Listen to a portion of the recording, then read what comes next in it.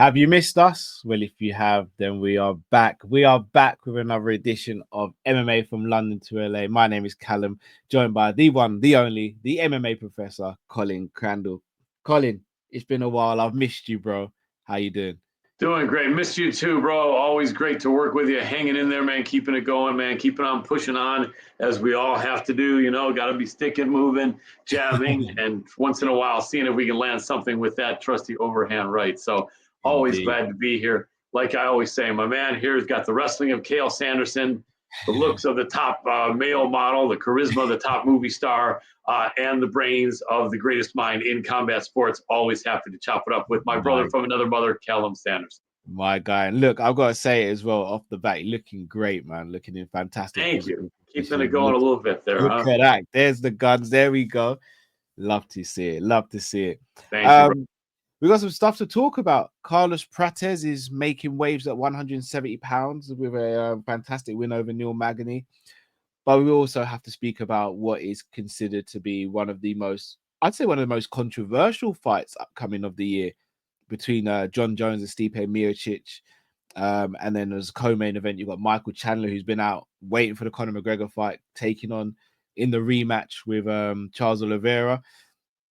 I say let's start with Carlos Prates. Got another walk-away knockout win, this time over Neil Magny, who's been a stalwart and a veteran as well as a gatekeeper for the 170-pound division. And look, it wasn't that long ago where Mike Malone was in the ring with Neil Magny, and everyone thought, yeah, this is going to be the fight that catapults him. And Neil Magny had other ideas.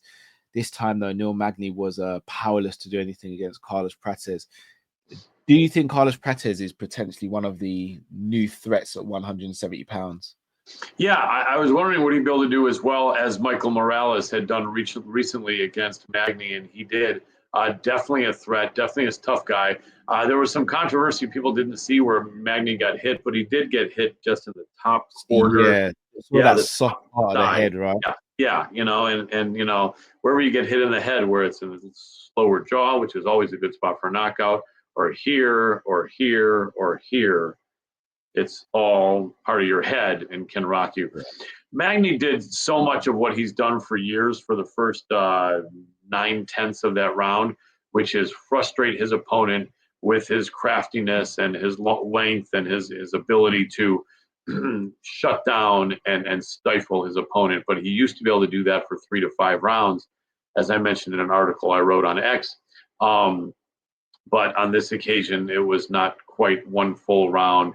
And then the disparity in the speed, the recovery ability, and the accuracy of the younger fighter, was the difference in that great shot. And then he almost made it through, and that would have been a Magny round. But he's on the decline, but still a very, very tough guy, an amazing fighter. But yeah, Prates is for real. This was Prates' biggest test, and he passed with flying colors, didn't he? Yeah, he absolutely did. This will be the first time, if I'm not mistaken, for a while, Neil Magny will drop out of the top 15 as well. I think Prates will replace him. Neil Magny's had a really storied career. Look, I know the BMF title gets thrown around, and I'm not saying Neil Magny's the most exciting fighter, but one thing Neil could never, ever be accused of, and that is turning down fights against these young, up-and-coming, hungry fighters. And I think, look, whether he gets to or not, I don't know, but I personally think, even just for the fact of him being such a company man, Neil's got to be in the talk for being in the Hall of Fame one day, in my opinion. I love this kid. Yeah, one of the most winning 170 pounders at one stage, might even be the record holder at 170 pounds for the most wins. But just what he's done, he could have said no to so many fights, but he said yes, and he's given us fans a way to see who the next crop of generation is. I asked you though, Colin, and I still don't think Neil has to retire. Do we now need to see him in more favorable matches though? Yeah, it would be good. Put him up against some other veterans, maybe some guys that are not as good strikers. Perhaps could be interesting because grappling, I think you can hang on to longer. But I'm pretty sure of it because I started training as a striker many years ago and then morphed into more grappling and can still do that. Although I'm not comparing myself anywhere near to a professional athlete like Neil Magny, but I would think that could be a good thing. Although I'm not sure that all the UFC will always do that for anyone. I don't know. I mean, I think to an extent they will, but if anyone it would be good for Neil Magny. And then, let's see what Neil wants to do. He's a very bright guy. And, I hope he has something else in place, like a business or money or something. I hope that for all these guys and girls. It's not always the case, though, but he's had an amazing career. I don't think he ever turned down a fight, really. Never ran from anyone and fought the murderer's row of welterweights in the UFC from start to finish. Absolutely agree. You look at Carlos Prates, he called out for Jack Della Maddalena and also called out Jeff Neal. I don't think he'll get the JDM fight because he's so much lower down in the rankings, and JDM's one fight away from fighting for the title, in my opinion. However, Jeff Neal just beat RDA at a UFC 308 in Saudi and looked really good doing it. Now, granted, RDA did get a knee injury in that fight, but do you think that is a good step up for Carlos Prates, or does he kind of need to slow down a little bit? Because, I mean, Jeff Neal, you can't make any mistakes in there, or else you're going to be... No, that's an interesting fight. I would think Neal's camp would take that. Their rankings are going to be pretty similar. Maybe Neal slightly higher, I would imagine. Yeah. But then again, if you are, then you really don't necessarily want to fight guys that are ranked behind you. So I don't know. I don't know if that fight will materialize, but I think that Prates, may he have bitten off more than he can chew in that fight. It's possible. But the young man has got confidence, that's for sure. And it'll be interesting to see. I wouldn't be adverse to that match. How about yourself? I love the sound of that fight. I think it could be brilliant. Two guys who are going to effectively stand up for the majority. Both have knockout power. Both seems that, well, Neal's displayed having a good chin. Haven't really seen Prates' chin tested, if I'm going to be honest.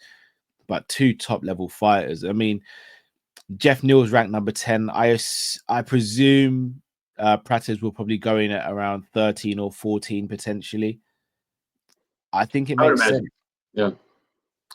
Just sticking on the 70-pound division, I'm going to go through a few names here. So obviously, Belal's a champion.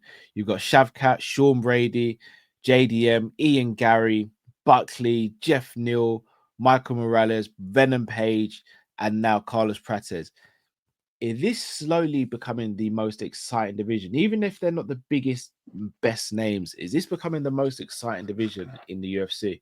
Now that you mention it with those names, it looks like it. That's a bunch of killers, and they're all really exciting. And you mentioned more than a half dozen of them, which usually means a division is pretty stacked. And so, yeah, 170 is becoming one of the glamour divisions indeed in the UFC. Yeah, even when you look at the age profiles of some of these guys as well, they're on the side before 30 years old as well. So we could see some real top quality fights between some of these guys, and I think the belt could change hand quite a few times in the next few years. No doubt. Colby Covington is still in the picture, although he hasn't looked great in his last fights, but he's always fighting tough guys, and he wants that JDM. And so, stacked division without a doubt. It is indeed. Speaking of a stacked division in 170 pounds, to a division that's not necessarily stacked because one man's been cleaning through it, and that is Tom Aspinall. However, he's the backup fighter for Saturday night, because it's going to be John Jones, who is seen as the GOAT of MMA, going up against Stipe Miocic, who is seen as the heavyweight GOAT. Now, there is a lot of controversy around this fight. One, should Stipe be getting the fight, considering his last fight was over 3 years ago, and the last person he fought was Francis Ngannou, who's technically the lineal champion. Then you look at John Jones, who hasn't fought in well over a year because of injury, but wasn't stripped of the belt and is outwardly saying he's not going to fight the interim champion in Tom Aspinall. Do you think, or I'll ask you actually, rather than asking everyone else, are you looking forward to this fight? And this is a fight you've wanted to see? Yeah, I'd rather see Jones Aspinall, but people are dismissing Stipe, and they really shouldn't. It'd be one thing if Stipe was like 47 years old and hadn't fought in 7 years. But I guess, what is he, 43, 42, and yeah, something like 42 fought like 4 years ago. Do I think his skills have been diminished in the time off a bit? Perhaps. A lot, maybe, but not necessarily. I honestly think that they're writing him off as someone who's garbage, essentially, and that's not true at all. Stipe has a shot in this fight. I know a lot of people are saying no, but frequently when I say yes, the person does well. I'm not saying I have a crystal ball, but Stipe is a really good fighter. He has accomplished a lot more at heavyweight than John Jones. He's a naturally bigger man, even if their height is the same. He's a harder puncher for sure. Yeah. He's a more decorated wrestler, and his jiu-jitsu is okay. Maybe Jones better jiu-jitsu. Jones is very tricky and a super confident fighter, really having never had anyone get the best of him with that one fight against Hamill being illegal 12-6 elbows. Yeah. But still at heavyweight, not proven a lot with a record of 1-0 at heavyweight. And so I think this is going to be an interesting and fun fight. Stipe could win this fight, probably won't, but wouldn't be surprised if Stipe really has his moments here. And so if John does get by Stipe, I definitely want to see him agree to fight Aspinall. It's kind of funny how he threw out he'd probably rather fight Pereira. Pereira has 0 wins at heavyweight, and if you make someone the interim champion, they've got dibs. They've got next fight. And if you let Alex jump Aspinall, would make no sense. It would make no sense. I don't think the UFC is going to do that. And John is a unique guy. People that train with John, I've interviewed several people that have trained with him for years, over the years. They've said to his teammates, he really is a great guy. But he's got an edge to him. He's gotten in a lot of trouble. Perhaps he's gotten past that. But I don't know if he's really wanting to do what all the fans have. I don't know. I don't think he dislikes fans. I think he likes his fans a lot. I don't think he is happy with people that try to talk trash about him. He does believe that he's done everything he needs to do, and he's done this. He's proven that. I think him saying that, like perhaps 5 or 6 years ago, had more impact to me when he had recently beaten all these guys and when he was still in the light heavyweight division. But in 2024, him saying, look at my body of work. I've cleared everyone out. I've done everything. I've beaten everyone. In 2024, I think this doesn't have as much impact in that in the last 5 years, he's hardly beaten anyone. He's only beaten one heavyweight, and he's now in the heavyweight division. And there's a bunch of young lions that he did not beat because he's been inactive. The man has fought, 5 times in 8 years or something like that, or 7 years? Yeah. Not taking away what he has done, but I think in the heavyweight division and in the 2020s, he hasn't done a whole lot. Agreed. So one of the beauties of doing this show is that obviously you're one side of the world, I'm on the other. Being in England, it feels like there's a massive uproar towards John Jones. However, one thing that has sort of reigned true, and one thing I have to admit myself, is Alex Pereira is the bigger name out of him and Tom Aspinall. Alex Pereira has done some magical things in the octagon so far this year, and wouldn't be surprised if he stepped in again in December, just given the nature of how he is as a fighter. However, I think everyone sees Aspinall as being a more competitive fight for John Jones and the fight that everyone would prefer to see.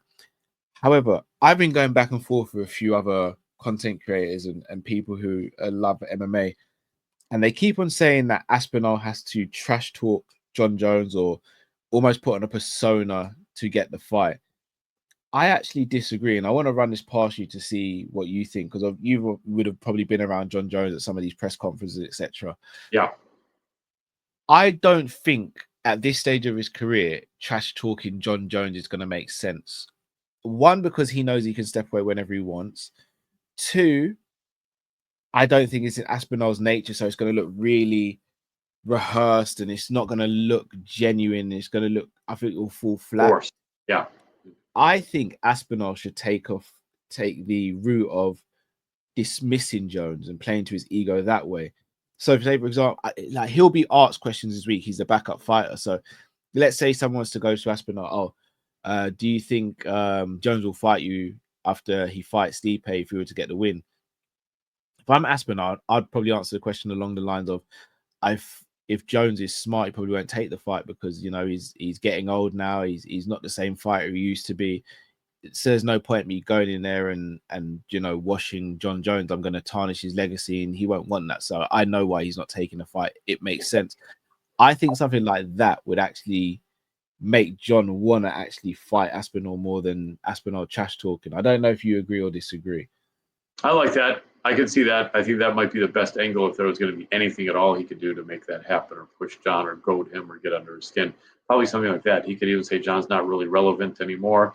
He's accomplished almost nothing in the heavyweight division, all beating a interim champ who had no grappling experience really. so on and so forth. But yeah, I like that idea. I would agree. So I'm going to push you for a prediction, because I'm one of the guilty people who have written off Stipe, if I'm going to be honest, not because of his past accomplishments. I think time outside the cage, especially at heavyweight where there's so little margin for error, if your timing's off, you could be in the world of trouble so quickly, especially with such a high IQ fighter in John Jones. But who do you have winning this fight and why? I think if we talk, which we weren't, but if we mentioned betting, you're getting such good odds on Stipe. I would say there's value on a Stipe bet because he does have a better shot than I think the odds would lend itself to. And if we look at those odds, and I don't even have it on this browser, darn it, I think it's perhaps like 5-1 or something like that. You get maybe $500 for each $100 bet. I think for Stipe. So I think is there value on that? I think he has a better chance than that. Probably he wouldn't win. The fight probably will go a decision, and then certainly it would be given to John Jones. Jones should win as the younger fighter. But I think Stipe really could pull the upset. And it's weird because probably he won't.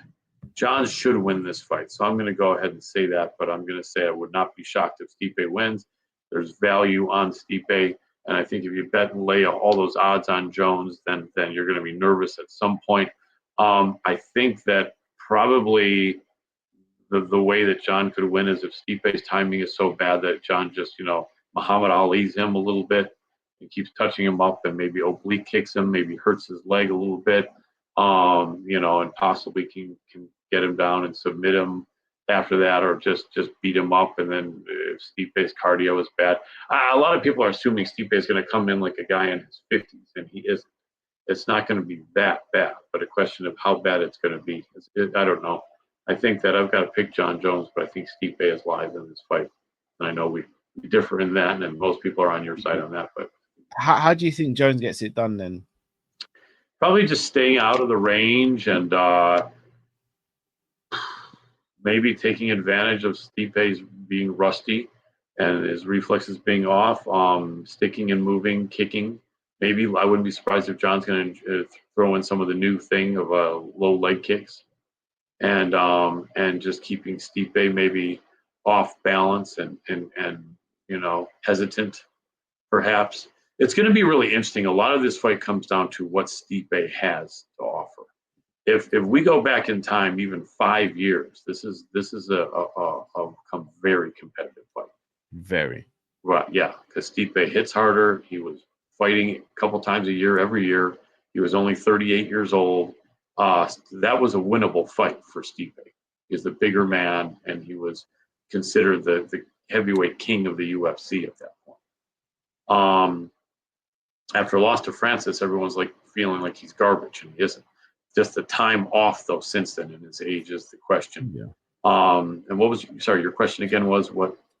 I don't think, I'm not going to speak for anyone else. I don't look at Stipe as garbage. I don't know if he's a deserving title challenger, considering he's coming off a loss. Yeah, understood. That is strange. But then overall, his body of work certainly would make him worthy of a title challenge at heavyweight. It's just an odd scenario. Both guys are rusty, and John may look rusty as well. Yeah. What if John has lost a step or a half a step since his last fight? It's possible at 37 years old. Only one of us here has been that age before. And so I will tell you, could have a little bit of a slowdown then, possibly. But then Stipe's older than that.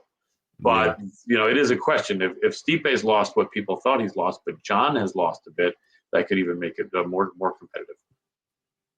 Very true. Very true. I'm going to go for a Jones win. I think he gets it done within 2. I think he wins via ground and pound. I just think Jones is so vicious with his ground and pound. And I don't recall. The thing is, Stipe is an excellent wrestler.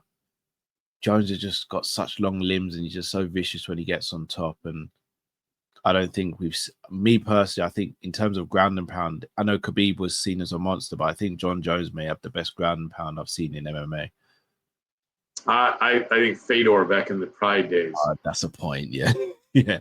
In fact, I remember I asked a couple fighters about that, because I don't know if you remember back then, but Fedor was just smashing people. Yeah. And I talked to someone and I said, what is, because, you know, a lot of the many interviews I did on MMA Power Hour for nearly 7 years every week, of which you guys can see on YouTube, on many on various different smaller channels, mine and Adam's MMA Power Hour. It was kind of a secondary afterthought.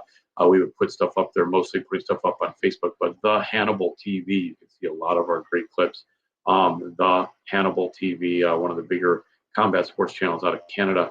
And I forget which fighter or fighters I asked, but I remember one of them gave me a good answer. He said he doesn't think Fedor was doing anything differently, but just his biomechanics of his body and the position that he got into and the training he got into, he was able to get a lot of leverage without a lot of distance. You know, if someone's able to come here and come up and throw something, they can get a lot of leverage, especially standing up. But if you're leaning down and you're trying to get, you know, leverage from here to here, it's a little bit harder. But he just was able to throw his whole body into these short shots, and really did. I remember Boss Rutan reacting when he first saw Fedor's ground and pound. It's like, wow, this guy is just annihilating people with punches from 3 inches away. Yeah. And so I still got to give that to him. But Jones, pretty darn good. When he gets on top, he's very confident. He's a very talented fighter. I think he was at junior college. I don't know if he was a national champion, but a good JUCO fighter, as they call it here, junior college wrestler, and just a smart guy. I remember when he first came in, I didn't think he could beat Stephan Bonner. May he rest in peace. Yeah. And Jones, like 22 years old, already was back from both. Yeah. Bonner had his moments in that fight. He did. But Jones is like a 2.5 to 1 underdog or 2 to 1 underdog. Came in and was like, who is John Jones? How is he going to beat this guy? And he, you know, so he's a talented guy, right from the rip. You know that. Absolutely. On to the co-main event, bro. Yep. A rematch from a title fight back in 2021, which is crazy how quickly time's flown. Michael Chandler versus Charles Oliveira. The first time round, Oliveira takes Chandler's back, and everyone's thinking, right, jiu-jitsu 101 right here. He's going to get the rear naked choke, and that's all going to be what she wrote. Chandler fought his way out of it and then was a second away from stopping Oliveira. Second round starts, and within a couple of seconds, Chandler's being saved by the referee, and Oliveira is the new champion of the world. This time around, they're quoting this to be a #1 contenders bout. Now, they're both coming off losses. Charles Oliveira to Sarukian, who out-grappled him in their last fight, while Sarukian went on to be #1 contender. And then Michael Chandler lost against Poirier, being submitted. However, Michael Chandler's been out the ring a little while waiting for this Conor McGregor fight, which didn't materialize. Who do you think has the advantage going into this fight, bro? Oh, man, it's such a good fight. It's so hard to tell. So hard to tell. I think Chandler needs this win to kind of cement his legacy in the UFC. He did really well in Bellator, but a lot of that is not going to be remembered. A lot of people didn't see it. You and I saw it. And I remember his first fight against Eddie Alvarez, winning. Okay. It's incredible. I think he had a couple of Bellator fights, but it was very early in his Bellator career. And the most important fight there. Nevertheless, though, Oliveira is a former champion, and I believe he believes he can be again. I'm not sure of that. It's possible. That fight against Sarukian was really close. Could have gone his way. Chandler had been looking good in that first round with Oliveira. So I'm gonna go with Chandler. I think that possibly he's gonna catch him. It's a very important fight. It's the most important fight of Chandler's career, I think, when all is said and done, but not Oliveira's, although it is very important. The loser probably will never get a title shot again, just for being realistic. The winner still might not, but probably, but more likely will. So this is a lot of implications in this fight. So I'm going to go Chandler. Just guessing. I would not put much money, if any, on it at all. I think it's going to be an amazing fight. Could go either way. I think it won't end as quickly though this time. And but I think Chandler can possibly finish him. You know, so I'm going to be cheering USA here. But all respect, though, love Oliver. Yeah, so I'm a massive Charles Oliveira fan, but I've really got a lot of admiration for Michael Chandler, not just the fighter, but the person as well, the human being. Um, Obviously, I know he drops a lot of motivational stuff and he gets clowned a lot for that, but I actually am a fan of someone who's just unapologetically themselves. And I don't think Chandler puts on a gimmick. I don't think he tries to put on an act. He's just who he is. But Oliveira's had such a storied UFC career from being a quote unquote quitter to being a revered champion. I am with you though. I feel as though I'm leaning towards Chandler with this because he's literally backed into a corner, and not just that, I feel as though the 2 years for Chandler will do him the world of good. Chandler's not a guy that once he's out of the cage, he just lets himself go or anything. I saw pictures of Chandler the other week, and he looks like he's fight ready now. Like he looks like he's on point with his weight, just focused mentally, just right there. And I think he knows this is last chance saloon, as you said. I slightly disagree. I think Charles, because of his age, could get back to the title again, even if he lost this one, just because of the sheer nature of the division. I think Chandler knows this is his last one. If he doesn't beat Oliveira here, he's never going to get that Islam Makhachev fight, not for the belt either. So for that, I think he fights a little bit more tactically this time round. I don't think he goes gung-ho, swinging for the knockout in the first round.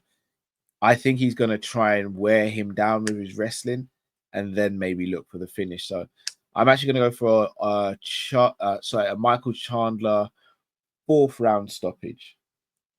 Love it. I can see it. I can't wait for the fight, though. It's going to be a great card. Yeah, indeed. And then, looking at one end of the spectrum, Michael Chandler, who's maybe coming to the end of his career, you look at someone who's in a third fight, and that is Bo Nickel, who's just starting out and has had a really good start to his UFC career, going up against a very wily veteran in Paul Craig, or as we say, Paul Craig. Scream, right? Representing Scotland, who is, a fighter you can't count out. He's been in some uncompromising positions and then ends up getting a triangle choke, and everyone's cheering and going, how did he pull that off? If I'm not mistaken, the last man to defeat Ankalaev as well, at 205. He's now fighting at 185. Do you think this is a more difficult fight for Bo Nickel than we all think? I would say so, but since you mentioned Scotland, I got to mention we are the preferred and favored MMA podcast of Scotland Yard. Their representatives have been calling us for weeks to see when we're putting out our next episode of this. And we've both been getting calls, and we finally figured it out and had to let them know. Not only that, this is the favorite MMA podcast of King Charles. He's personally been calling Callum every week virtually Always. to find out when this is on. I think one week he called even a few times. And in fact, late at night, I think Callum had been woken up, and it was the King who was saying, when, Callum, is this going to be the next fight here, mate? The next fight podcast. And so for Scotland Yard and King Charles, we're glad we could bring it to you. Sorry for the delay, and we will try to be more consistent, but had to throw that out there. So in any case, we'll fish and chips on Callum and I the next time if I can be out in England with the King and the Scotland Yard head, the chief or whatever the position he's called. I've forgotten. Forgive me. In any case, yes, I think this is a little bit of a harder fight for Bo Nickel. It's his biggest challenge yet. Craig hasn't been doing that great. He's a little bit depleted at 185, honestly, but then he's a bit small at 205, not height-wise, but frame-wise. He's good off of his back, but Bo was able to avoid being submitted by Gordon Ryan on his back, and that was when Bo had 3 days of jiu-jitsu training a couple of years ago. Now he's had like 3 years of jiu-jitsu training. Yeah. I think that it's going to be interesting to see how Bo approaches this fight, rather. If he's going to just go and try to smash him right away, which is possible. Although I think Craig will be willing to go, certainly be willing to go to the ground. And from there, Craig is going to be training, a reversal. He's going to be training escapes. It's going to be interesting to see. And what's going to be interesting to see is if Bo will be willing to just go right to the ground with him, or if Bo might go, step back and, get up. Yeah. You know what I mean? So that'll be interesting. But I think it'll be an interesting fight. Could it be a snoozer? Could it be a stinker? Maybe. I don't think it'll be. But I think very possibly Craig can get out of the first round with Bo. And then, but I think he could present some problems. Quite a long shot for him to win, but it is the sternest test for Bo Nickel. I would agree. So hopefully my Scottish brothers will subscribe to our show and take your favorite bird with you to watch the fights and cheer on Paul Craig. Paul Craig. I agree with you. I actually think this is going to be a fight where I think Bo Nickel can showcase his boxing and striking. I know I'm almost certain Bo Nickel can take anyone down in the 85-pound division, maybe apart from Hamzat. Maybe that's a fight we see in the future. But for me, if I'm him, why take the risk and taking Paul Craig down? Because all you have to do is mistime your entry and you can end up in a guillotine, you can end up in a triangle, and you can end up losing your unbeaten record. I think he stays on the feet, where Paul Craig has seemed very awkward and pretty gun shy recently as well. And I think he tries to break him down with his strikes. I think this is a good way of the UFC matchmaking Bo Nickel in trying to, get his striking up to par with his wrestling, which may never happen because he's such a good wrestler.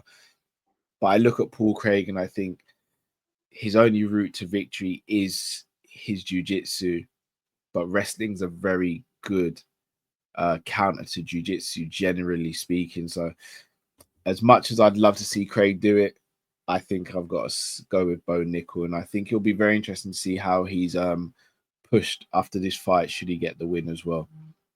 Yes, I would agree. And the wrestling is key. As you guys know, Callum is the second greatest wrestler in the world with the last name Sanderson, just by a slight bit, just by a little bit compared to Cael Sanderson. So the man knows wrestling here.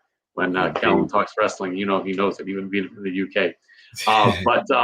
But I will say that, it's going to be a tough ask, or as you always say, a tough ask for these Scotsmen, Paul Craig. Then we look at the women's flyweight fight between Viviane Araújo versus Karine Silva. How are you looking at this fight? Who are you leaning towards?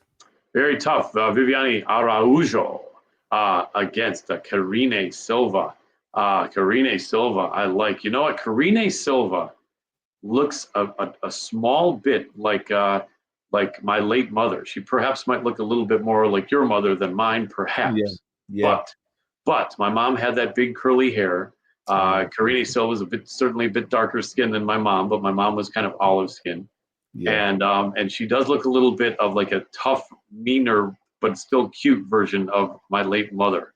And so I like her. She's an amazing fighter. Araújo definitely has fought a higher level of fighter. When the two Brazilians fight in the Brazilian women fight, it's always a battle because they're warriors, So I think that's going to be a barn burner. I think this is going to be the biggest test for Silva, not the biggest test yet for Araújo, but a very important fight for both of them. I'm going to lean Karine Silva, but again, I think this one is going to be a great back and forth. Curious to see what your thoughts are. Yeah, I think this could end up being fight of the night potentially. I'm gonna go over Araújo only because he has faced a tougher opposition. I think she's got a bit more know-how, but Karine Silva is definitely someone who could be a future of this flyweight division. As I said, I think this is a sleeper fight. A lot of people aren't really taking this fight too seriously. I think it could end up being fight of the night potentially.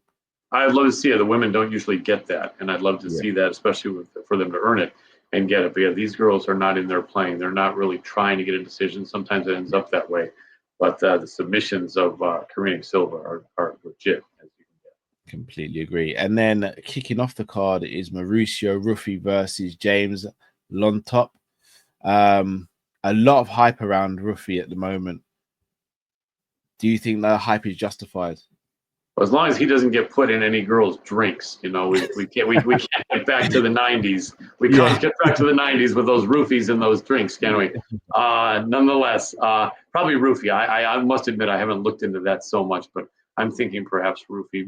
You can probably speak a little bit more educatedly on that one than I. Yeah, people are really excited by him. A very fun fighter in there, and I think the UFC are trying to really get behind him. He seems to have a lot of fans, considering he's not fought loads of times in UFC, and he only has one loss on his record, if I'm not mistaken. Whereas Lontop has got 4 losses. I'm going to go Rufi in this one. I think he'll have enough. And I think this fight will probably be used to start catapulting him close to the top 15 of the lightweight division, which is one of the most difficult divisions nonetheless. But having someone like him in the top 15 could be really good. Yeah, I think Long Top is going to have to try to not allow Rufi to be on top for long. Yeah. Out of deference for his name, Long Top, and yeah. reality. So that's his goal, Long Top. Don't let Rufi be on top of you for long. But I think he may not have a choice. Indeed. Just want to speak about 2 fights from the prelims as well. Eric Anders going up against Chris Weidman. This will be Chris Weidman's 3rd fight since coming back from the devastating leg break. How do you fancy his chances against Eric, your boy? Anders? Yep, and Eric's great. I've interviewed Eric before, never talked to Chris, maybe I think after a win years ago, perhaps. So, but Eric should win this fight. Chris Weidman will be fighting hard in front of hometown crowd in New York, as he's from New York. Both are really good guys. Would it be great maybe to see Chris win his final fight in front of his hometown? Yeah, it's possible. Eric's a tough fighter, though, younger, and I think prepared to win this fight. But Chris is going to probably fight his heart out. So I think probably Eric Anders wins this fight, but wouldn't be shocked if Chris wins it, and both are really good guys. Are you surprised, given that this is going to be Chris's last fight? Are you surprised that it's not been on the main card? Yeah, I guess they couldn't justify it. They could have done it anyway, but they didn't. I don't know. They probably felt it's not justified. One. Chris, they can't do it. I hope he gets a very good send-off. He does deserve it. He does, indeed. And then the main event of the prelims is a fantastic bantamweight fight. Jonathan Martinez versus someone I know you really rate quite highly, Marcus Magny. How do you see this one going? Really good fight. Really, really, really good fight. This is going to be a step up for Marcus Magny. Really talented guy. I've liked him from the beginning. Kind of a crazy, unusual looking fellow, as you'd say, Yeah. float. But really talented. He comes into the UFC a bit later, but he's quite seasoned and mature. Martinez, really, really a good fighter. I just give Martinez a slight advantage. Not sure if Magny is ready for someone quite at this level yet. But if he is, then this is going to be a barn burner. I think he may be. I'd probably lean Martinez, but I like Magny. I really do. Nothing against Martinez. Probably I'm going to pick Martinez, but I think Magny is ready, and this is going to be a back and forth scrap. I really think so. This is going to be a cracker of a fight, as you guys might say. Yeah, I agree. Jonathan Martinez's last fight, if not mistaken, was Jose Aldo, I believe. And he looked pretty darn good in that fight, and I felt he would. A lot of people felt he had nothing for Aldo, and it ended up he had a lot for Aldo. Yeah, he did. Aldo obviously got the win still, if I'm not mistaken. Yeah, still a close fight. Yeah, still a very close fight, very good fight. For that reason, I think I'm going to lean towards Jonathan Martinez. I mean, he's got brutal leg kicks. It was he stopped Adrian Yanez through leg kicks, and it's a brutal stoppage. Like he just whacked the legs. So Marcus Magny's got to watch out for that, and obviously the striking as well. I think Marcus Magny is going to be game. He knows step up, so he's going to give it everything he's got. But I'm slightly leaning towards Jonathan Martinez. But yeah, it's looking like it's going to be a decent card. So many questions to answer in the Cohen main event. Obviously, Tom Aspinall's going to be there as backup fighter, which I don't see the point of because John Jones already said that he's not fighting Aspinall, but it adds to the drama of the fight week. Obviously, a press conference could probably happen on Wednesday and then the fight's on Saturday. I'm looking forward to it. I'm sure you are as well. I am indeed. I absolutely should be a great one. I really think it'll be a fun Saturday night pay-per-view event, and a lot of ramifications. A lot of ramifications on a few of the fights, not as many on others, but definitely some big things will come for the winners of these several of these fights, and I think they will be quite competitive. I think there might be several finishes on this card. I get it. Indeed. Well, Colin, it's another one in the books. It's always a pleasure doing this with you. is there anything you'd like to promote for the people to know what's coming up on your schedule? Well, Colin, Crandall MMA. We've got the new Thunder Strikes MMA on YouTube. We've got my partners from Australia in there. We'll bring Callum in on that too when we get some more interviews. And then just MMA from London to LA. We're going to try to put out more content here as we used to with Callum, Sanderson, and myself. And I really always love co-hosting with you, Callum. And this is a great show, very dear to my heart. And Colin Crandall at Colin Crandall 33 on Twitter, X, or as the Scottish used to say, Twitter, is where you can find me. And appreciate all the support. Facebook as well, Colin Crandall MMA. Instagram, don't do too much, but Colin Crandall MMA right there as well. Lovely. For myself, I'm really happy to be doing this show with you again, Colin. Obviously, I look up to you in this game, and you've been extremely gracious with me in offering advice, support, etc. So, wanted to make sure I said that on camera and just say thank you. And I'm glad we're doing this again. Very well. On my other channel, the Sanderson Show, going to be doing a watch along for Mike Tyson versus Jake Paul.